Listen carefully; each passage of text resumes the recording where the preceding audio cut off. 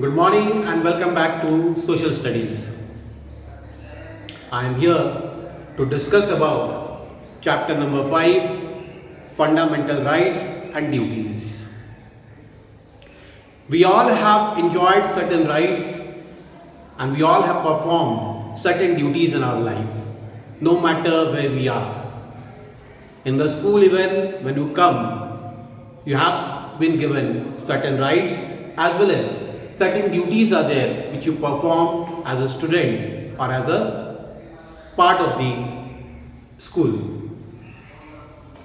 Similarly, being a citizen of India, we have been bestowed with certain rights and certain duties. So in this chapter we'll discuss about what are those rights and what are those duties which is given to every citizen, no matter at which place one resides, at which part of India one is born. They have been given equal rights. So first we'll understand the meaning of the chapter called Fundamental Rights and Duties. So what does the word fundamental means? What does the word fundamental means? Fundamental means basic. Basic human rights given to all, no matter where one resides. It can be in Maklaki Ganj, it can be in Jammu and Kashmir, it can be in Sikkim.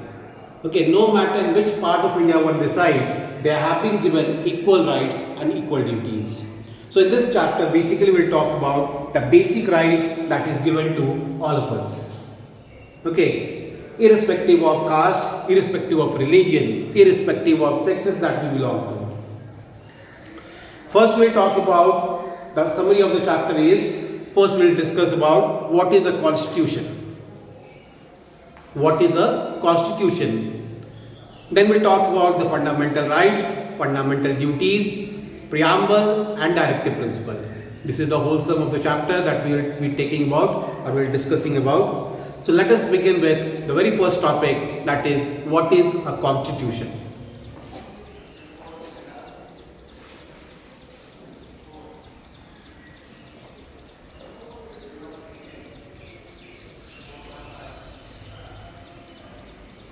What is a constitution? So constitution is basically a set of rules. Set of rules according to which the government of a country functions or runs. It's a set of rules according to which the government of a country runs, or in the other word you can say it defines the power of the government. It defines the power of the government.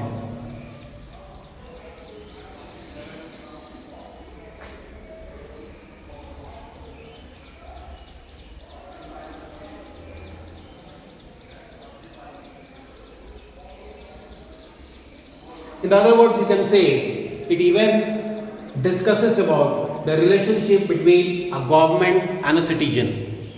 What is the relationship between a government and a citizen? That is also discussed in Constitution. So Constitution is the holy book of India.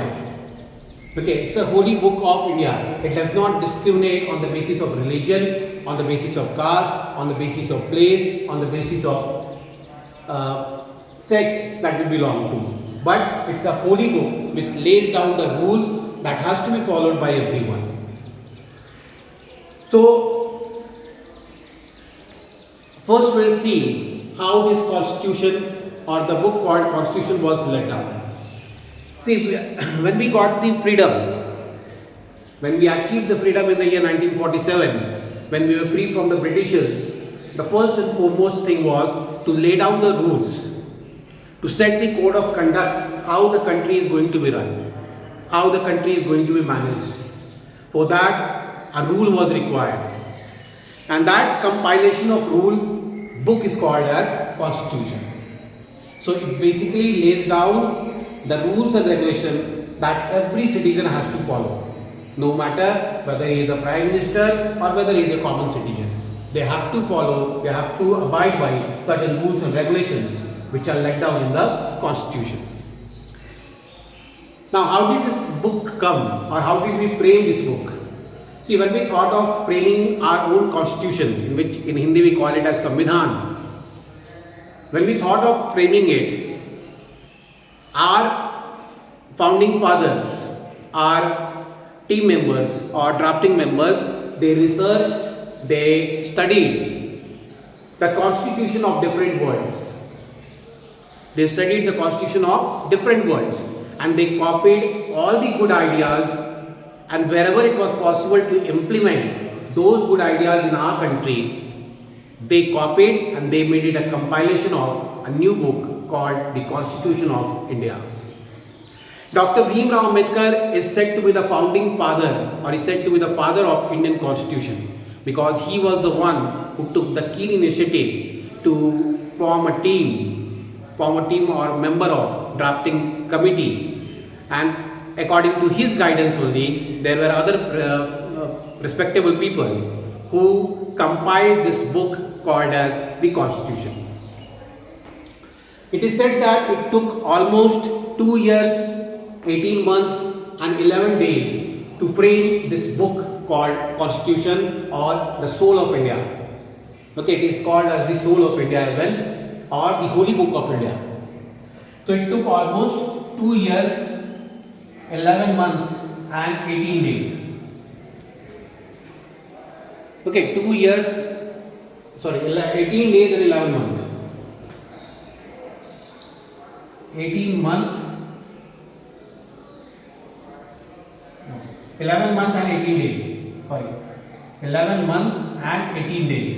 Okay, so almost we can say, or approx we can say, that it took 3 years to frame this holy book. Okay, almost 3 years time was spent, and when the drafting members collected all the good points from different constitutions of the world, it took almost 3 years, and after 3 years they came with a concrete book which was called the Indian Constitution. Another bigger fact about Indian Constitution is it is the lengthiest written constitution of the world. Different constitutions which are there in the different parts of the world, it is the most lengthiest one, and it is available in the written form. So it is the lengthiest and the written compilation of the rule that is called as the Indian Constitution. So today we'll stop here only. Next class we'll just describe about or discuss about the Indian Constitution in more in detail and the different terms that are used. Then we'll talk about the preamble, what it means, and what are the basic fundamental rights and duties of every citizen. One reminder about the homework: you must be confused that we are discussing chapter number 5, but we have been sending you the notes of different chapters, maybe from first term. Like today we have sent the notes of chapter number 13. Okay, you very well know that chapter number 13 is a part of your first term, but we are sending the notes now. It's just that you complete your writing part, and when you come to the school, when you join the school, we'll have more of the time to discuss about the chapter matters. The written part will be over, so I do not force you, I do not tell you to learn those chapters now. You just be prepared with what is there in the first unit test only. That is chapter number 1, chapter number 2 and chapter number 5. Rest of the chapters, when the notes are sent to you, just write it down in your copy. You do not learn that, you will have ample time once your first unit test is over. You just write it down and keep it for future purpose. Thank you, take care.